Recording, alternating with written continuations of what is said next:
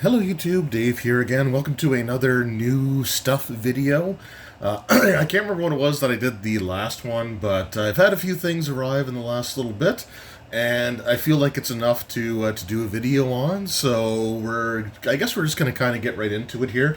Most of the stuff that I have this time around is gaming related. I didn't bring it down with me, but I did pick up the new Superman movie on Blu-ray when I was in Toronto.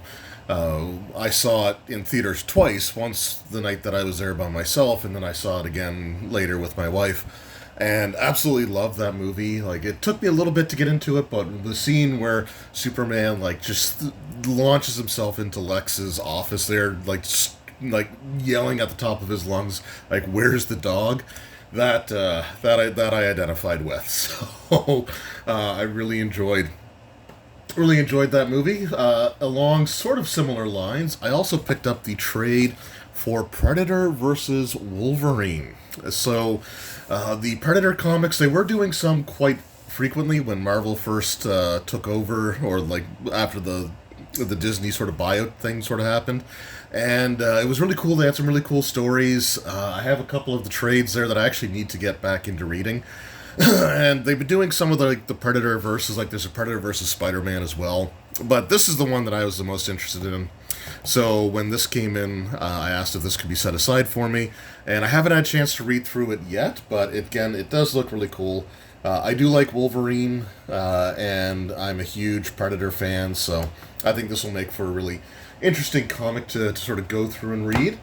Other than that, we've got all gaming stuff. So we're going to start with something that I picked up for when I finally finish my Savage Tide campaign, which has been going on for quite some time now, although I think we're going to be able to finish it by the end of this year or the end of January, I think, at the latest. I'm going to condense some things down. It's less like dungeon crawly in like the last few issues of the magazine. So I kind of want to just trim some of the fat and get to the point where we can wrap this campaign up. But when that's over, Roll Stats is going to put us through a Shadow Dark game. So I picked up the core rulebook here. It is still sealed. I got to open it up and read through it and things like that. I do like the fact that it is pocket edition sized, although it's also designed for this size of books. So similar to like the D&D essentials books, like the Heroes of the Fallen Lands and stuff like that. The typeface is like normal sized on this page, as opposed to like the shrunk down version you get for pocket editions of pre-existing like full size hardcovers. But yeah, this looks really cool. I mean, there is, I guess, a legally distinct beholder on the cover there. But yeah, really interested in checking this out. So, and it'd be nice to get a little bit of a break from from running. Like, that campaign's been going on. Oh my goodness, I can't remember how long it's been going on now. I think it's been going on since like 2022, maybe even like late 2021. It's been going on for quite some time. It did start as like a monthly game, and there are times where you just you miss sessions and stuff like that. But yeah, it'll be interesting to give this Shadow Dark a try. We did play a short scenario of it a while back, and it was fun, but I didn't really get it. I don't think it lasted long enough for us to get like a really good feel for it. I think it was like an actual one shot. Like, I think we only played for the one night, and then I think that's also around the time that I started running the Blade Runner stuff. So that kind of took priority there. So anyway, we have that. All right, we've also got some starter sets, because of course we do. The first one I'm going to show here, I've already done like an unboxing video of, so it's not like you're unaware of the fact that I have this. But I just thought I would include it in like a pickup video. And that is the Stranger Things Welcome to Hellfire Club box set. And I've been spending a little bit more time with this, and this is just a really cool starter set, beginner product type of thing. Each of the 4 scenarios has what I consider to be a pretty interesting and unique plot hook to get you sort of into the action, which I think is really cool to see. So yeah, this is just a really fantastic set. I am going to keep my eyes out for a used copy of the original Stranger Things starter set, because I would love to do a comparison video, like a side-by-side comparison, and show like just how much more effort went into this one. But yeah, so we did this. I did the unboxing video. It is on the current poll at the time that I'm recording this for the next starter set Saturday video. Although I think at this point it's pretty close between it and another one there, so we'll see what happens. It's like the Halloween themed, list, because I think Halloween actually falls on a Saturday, so I might be able to release it on that day. All right, and then the next two starter sets. I don't think I showed these on camera. If I did, I may have shown this one. I know I opened it, but I didn't record an unboxing for it yet. But what we have here is the Lord of the Rings role-playing for 5th edition D&D. This is by Free League, and this is the starter set Overhill and Underhill. And they also released this starter set for the One Ring version of the rules as well. So with these, when Free League puts out a product for the One Ring role-playing game, they do put a counterpart out that's the exact same information, just different like game mechanics and stats, for the 5e version of the game as well. However, the original One Ring starter set was not released as a box set for 5th edition D&D. Instead, it was released as a hardcover book for like the Shire, and I think it was called Shire Adventures or something like that. So it had like the contents of the box set, but it didn't have like the dice set or anything like that came with it. It did have all the scenarios. It did have the write-up of the Shire. I think it even included the pre-gen characters for you to go through and play while going through that. But that whole scenario, that whole starter set, did take place within the Shire, so like it felt like it was a pretty low-stakes introduction, whereas this version of the starter set feels like it's a much more like realistic version of what the game's going to be like if you were to continue playing it. And whereas the first starter set you were playing all Hobbit characters, this one you do actually have a mix, and you could reasonably take these characters further into some of like the other scenarios that have been released, or even ones that you create of your own. So I will be doing a video unboxing both of these and sort of comparing and showing how similar the product lines are. It's just one is their own unique rule set, and then the other is adapted for 5th edition Dungeons and Dragons. So we do have those to add to the collection, and they will be going up on some starter set Saturday polls in the future as well. All right, up next we had a couple of packages arrive that I didn't think were going to actually show up. So these were sent by Paizo near the end of September. But they were sent like a few days or a week or so, in one case, before Canada Post went on another nationwide strike. They have said that they're moving to rotating strikes, although the package that I have in limbo that has tracking still hasn't had any updates yet, so that's kind of frustrating me a little bit, especially considering that's a Kickstarter reward package that, you know, I've been waiting for a while. But I had these two packages arrive, and I was really genuinely surprised by that. So the first one was just one, 3 copies of one book, and that is the Starfinder Player Core. So I ended up getting these because, like, in my group, you know, I ended up picking up, like, the rule books, the player books anyway, for each of the players in the group. So some have a preference for hardcover, some prefer the pocket editions. So I actually have, the 2 players that were interested in the hardcovers have their hardcover copy already, and the 2 players that have their pocket edition preference, I have these here now. So I pre-ordered this a while ago, for them, even before I think the Player Core hardcover even launched. I think these were still available for pre-order on Paizo's website. So anyway, I did the pre-order, they shipped out, and then like a few days later the strike hit, and I was pretty well, like, there's no tracking information on the Paizo packages, so I was convinced that these were stuck, they were trapped in limbo. Last time they went on strike, there was a Paizo package that was like took over 2 months to show up. So like it really got screwed up in the system. So I actually went on 401 Games on the release date of the Pocket Edition Player Core book and they had 2 copies, and I was like, okay, well, I can at least get pocket editions for my 2 players. So I placed that order, and they actually arrived the day after this package arrived. However, those ones are wrapped up in paper and stuff, so they're upstairs waiting for those 2 players.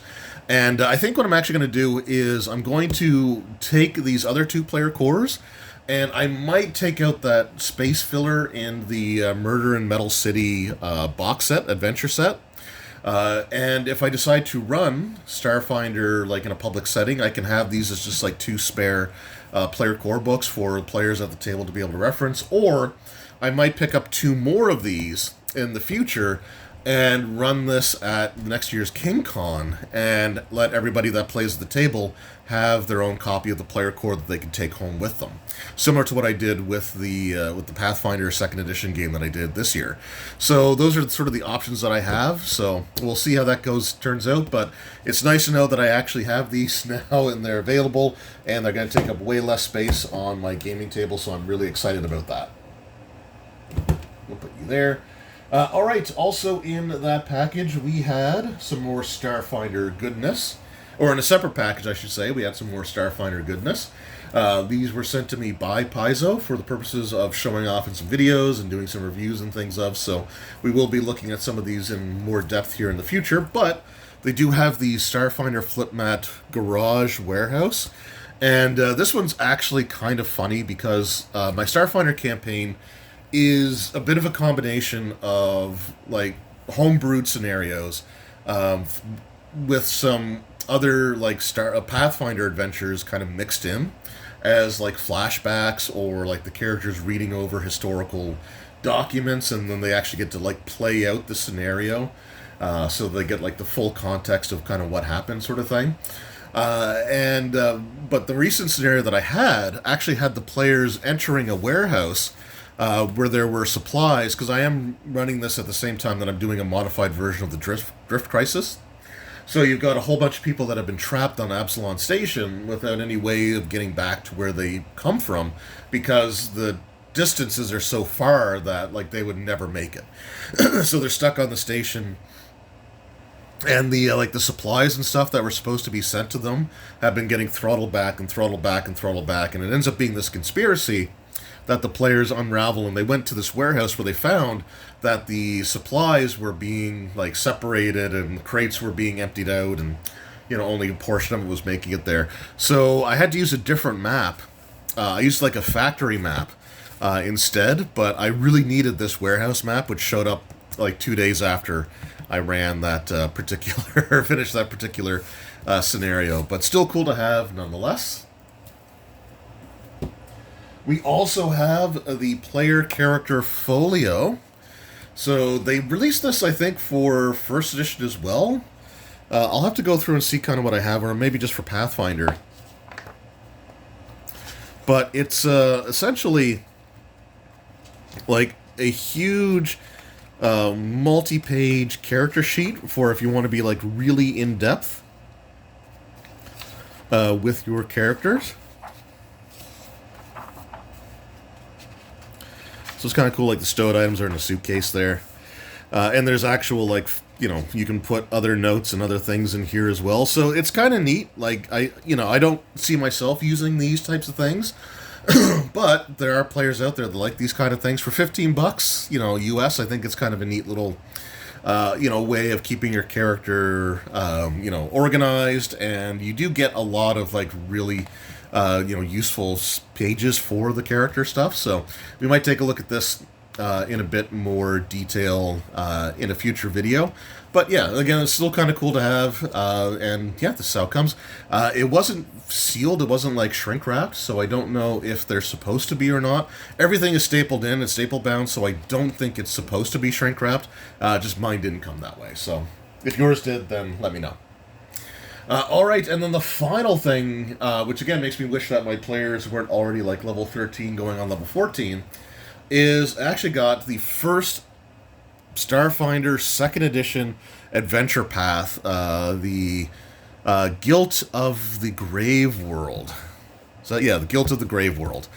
And so this is actually kind of interesting because it seems like And we'll talk about this a little bit more maybe the next product, but it seems like we're going to be getting hardcover adventure paths going forward in the future. So the individual installments, like multi-part campaigns, probably aren't going to be a thing anymore, although I'm sure some of these will likely connect with others, even if it's more like loosely connected. But really cool to see, and again, a nice hardcover book there. And then we're going to move on to some Pathfinder, and we've got the installment number 1 of 3 of Revenge of the Rune Lords. So I believe this is intended to be the final multi-part soft-covered adventure path released for that Paizo's doing, period. They did have Rise of the Rune Lords as their very first adventure path back when they were still releasing for specifically D&D 3.5 because Pathfinder didn't have its own rules yet. So to start with a Rune Lords inspired campaign and then to end with one in these types of products is definitely, makes sense. It's a great way to go out in terms of these multi-part adventure paths. It is going to be a bit sad, I think, when they stop doing these, because adventure paths, these individual multi-part adventures that they release like on a monthly or semi-monthly basis, has been a big part of their identity, their product identity, going all the way back to like 2003. So for over 20 years, these adventure path installments, like, one of, or, part 1 of 3 or 1 of 6 or 1 of 4, have been like just these massive things for like for Paizo's product line. And like I said, I think they're phasing them out in favor of just releasing single installment hardcover books. So that's the way that it's going to go, and that's fine. I do love hardcover books as well.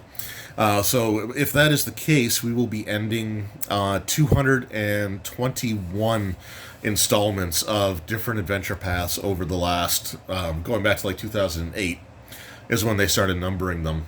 2006? 2007, I think is when they started numbering them. But anyway, because you did have the Dungeon Magazine, the 3 adventure paths before that weren't part of like the numbered series. But yeah, really, really cool to see. I do want to read through this, and I will be giving this a proper review, probably once all 3 installments are out. And, if they do switch to the hardcover books, I don't know if they'll be doing one every month. It would be nice if they kind of did like every other month, because it can be really hard to try to keep up with all of these as they're coming out. But this is one that I definitely want to give some special attention to. So that is part 1 of 3. We also have a flip mat for the Command Center, Pathfinder Command Center here. So again, you can kind of see the maps on the back there. And then something else I wish would have arrived a little while earlier than it did is this massive box of Pathfinder NPC battle cards. So I am running Starfinder, but they're like, to date, the Starfinder Alien book has not released. So the Alien Core is still not out. I think that comes out in... it might come out this month, or it might come out in November. So we're still a little ways away from that. So I'm using high-level characters, and I don't really have a lot of stats for them that are Starfinder specific. So I've been taking stat blocks out of the Pathfinder NPC core and just switching out their gear for like appropriate Starfinder armor or weapons and stuff like that. So and it's fine. Like I don't mind doing that. That's perfectly fine. But it'd be nice to have, like, instead of flipping over like multiple pages in the same book, I do love to use these battle cards at my table. So I'm glad that these are finally here. So it'd be nice to be able to use those. And there we go. So that is it for the Paizo stuff. But I did place another order recently for something that I genuinely thought I could have sworn up and down that I owned this book. And because the cover looks super familiar, the name looks super familiar. I could have sworn this has been sitting on my shelf for years, but it hasn't. There wasn't. I don't see anything to actually prove that I owned it. So I went on to Noble Knight Games, and they specialize in a lot of like out-of-print stuff. And what I ended up ordering was a copy of Dungeon Delve for 4th edition D&D. So I thought I was only one hardcover book away from having the complete collection. I still don't have the creature catalog for the Dark Sun 4E campaign setting. That book is still a little too expensive on the secondary market from like where I've been looking for me to want to pull the trigger on it. But this one was not bad. It was, I think it was around $40 or something like that. It was close to the cover price. And yeah, I don't have it. So I decided to pick that up and add that to my order. And yeah, I guess we can take it out of the... I do appreciate the fact that they do put their books in these plastic bags. Because that's something that I would do if I had a business as well. But it looks to be in pretty good shape. I mean, the corners are a little bit dinged, but truthfully, I've got books that I've got brand new. Like sent to me directly by the companies brand new. And they've got those same kind of little dings on them. So, not going to hold that against anything.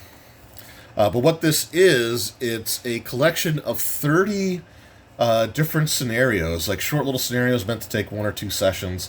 And it's one for each level of character progression throughout the game. So this might be kind of fun to go through and add this to when I do eventually run 4th edition. I might take some of these scenarios and run with them. So really, really cool to have. And like I said, I could have sworn that I had this book. But I think I was confusing it with Halls of Undermountain, which is similar, but just for the heroic tier of adventuring. And this would have come out, I think, in 2009. Yeah, February 2009. So I didn't start collecting until 2010, so that must be why. I guess I just didn't see this on store shelves because I went and bought every unique 4E title that I could find when I was going and like getting all my 4th edition stuff. So anyway, this is here now, and I am going to double and triple check the list of hardcover releases, but I do genuinely think that I am now down to only needing the creature catalog for the Dark Sun setting, and that'll be that collection complete for 4th edition. I don't have like any of the modules or like the folder modules that came out or anything like that. I would like to maybe consider getting some of those, but at the very least I'd love to have all the hardcover books. So this brings me a step closer, even though I didn't think I needed to take the step because I thought I already had it. And while I was also looking on there, I did see something else that was just too good of a price to ignore. And got to figure out how to open this one. But this is the Dungeons & Dragons Player's Handbook, 4th edition Player's Handbook collection. So this was a slipcase. And you know how I feel about slipcases if you've been following this channel. But this is a slipcase that has the Player's Handbook 1 and 2 in it. And, oh, okay, it just tapes up at the top here. I'm definitely going to be taking this out of the bag.